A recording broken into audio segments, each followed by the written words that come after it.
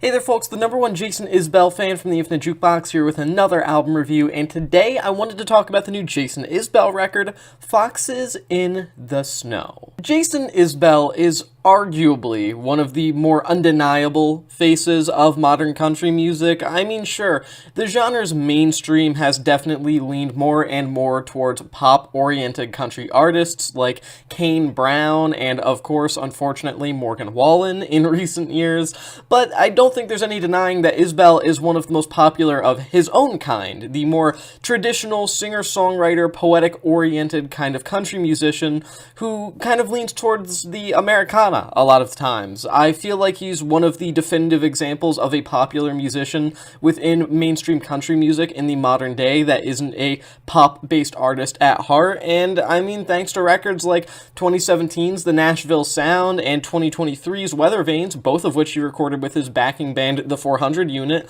Isbell's sound has progressed more and more into accessible territory for even non-country fans. I've met plenty of people who enjoy his lush sound and his further progression into rock-adjacent territories, and as a whole, I think it's made him someone who appeals to both die-hard country fans and also people who just like singer-songwriter and lyrics-oriented music. And now here we are with Isbell's latest studio album, his first without the 400 Unit in what feels like forever, Foxes in the Snow, his first fully acoustic, completely solo album, coming pretty late in his career in the grand scheme of things, and it ends up acting as an emotional pivot towards the most fundamental basics of his sound, while also acting as one of the most emotionally raw records that he's put out in years, maybe in over a decade. To just get the obvious out of the way immediately, Foxes in the Snow is obviously Jason Isbell's take on the sort of archetypal divorce album, if you will, something that's kind of all too common within the music industry, a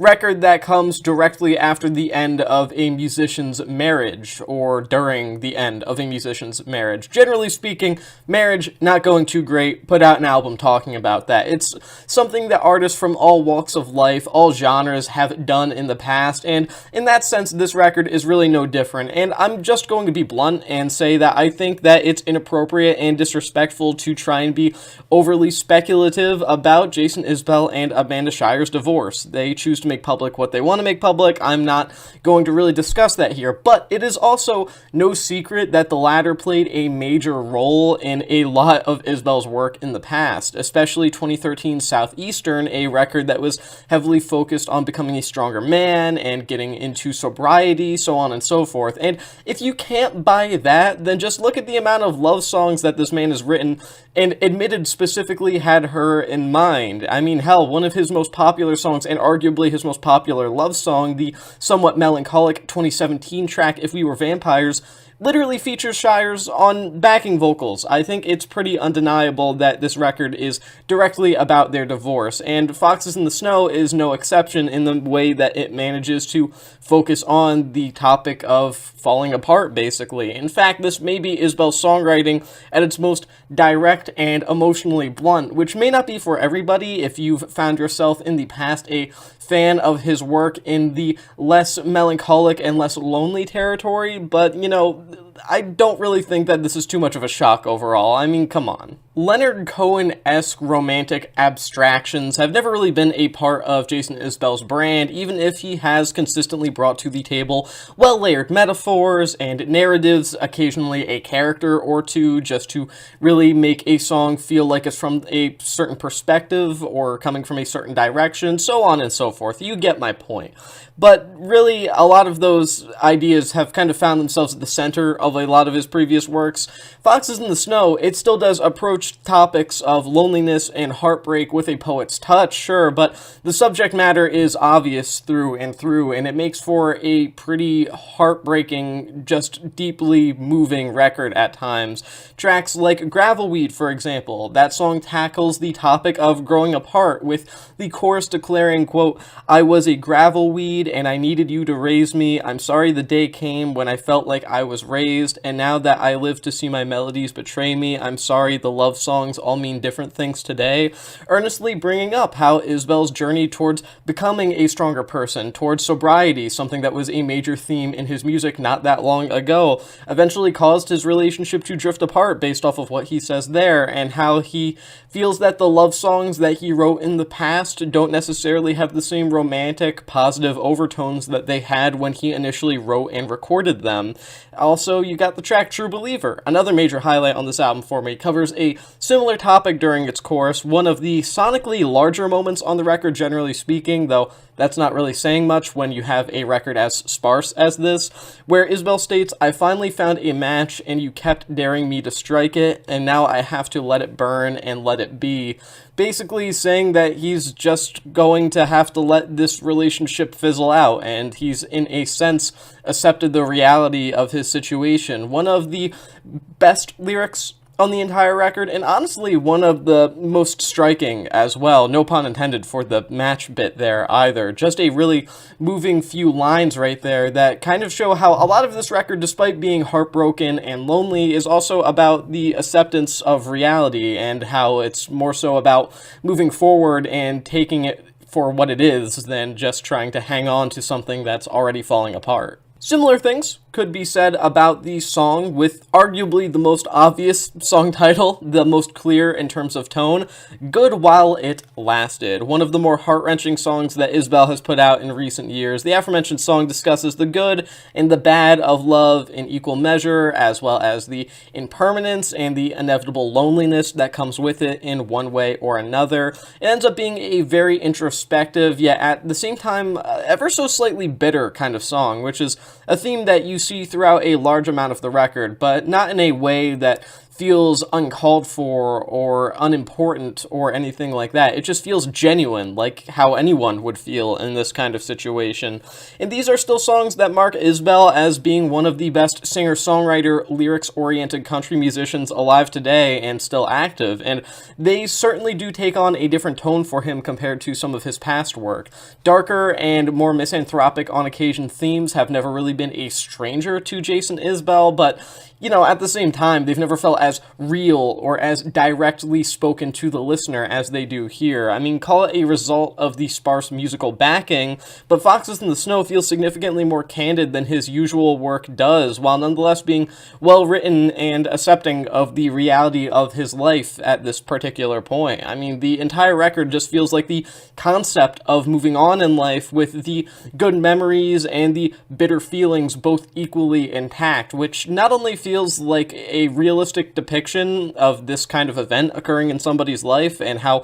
many, if not most people, would feel going through a similar situation, but also extremely honest. And that territory isn't wholly unfamiliar for Jason Isbell, but I don't necessarily think that he's ever been as forward about it and as forward about the happenings in his personal life as he is here. And that aforementioned minimalistic instrumentation does wonders for Foxes in the Snow, musically speaking, both in the context of Isbell's discography and the album itself. I mean, it's genuinely nice to hear him in such a simple and earnest setting, because while he has become extremely consistent with the larger, more heavily embellished musical settings that he often puts himself in when he works with the 400 unit, it can also sometimes be easy to lose sight of just how personal and sensitive a lot of his work is, when those records can at times feel almost stadium ready, sonically speaking. And the record not only provides the audience with the first fully acoustic solo outing from Isbell, but it also serves as a stark reminder of the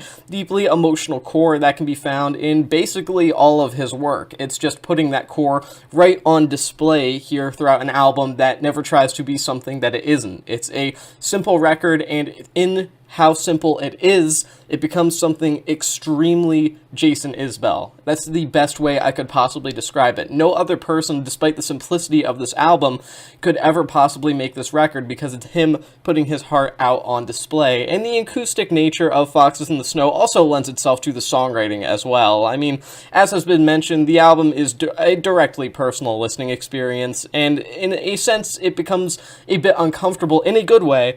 but I also think that avoiding some of the more concentrated full band sounds of his recent work to go in this more restrained direction, it allows for the reflective and emotionally raw nature of the album to shine through, easily making this one of his most lyrically poignant records to date, and I would honestly say one of his best overall, maybe. I do think that this record will ultimately put off some pre-established Jason Isbell fans. If you are someone that likes his music because it just makes you feel good and positive and you like the tone and sonically you just like how it sounds, this is obviously a major differentiation from what he's done in recent years. It's somber, it's acoustic, it's minimalistic, it's nothing like anything that he's ever done with the 400 unit, and really nothing like anything he's done before, because he's never really gone this far in making a fully acoustic record in the past. If you like Jason Isbell for the relatable lyrics, or lyrics that you connect with, there's probably still a chance that you'll feel this way about this record,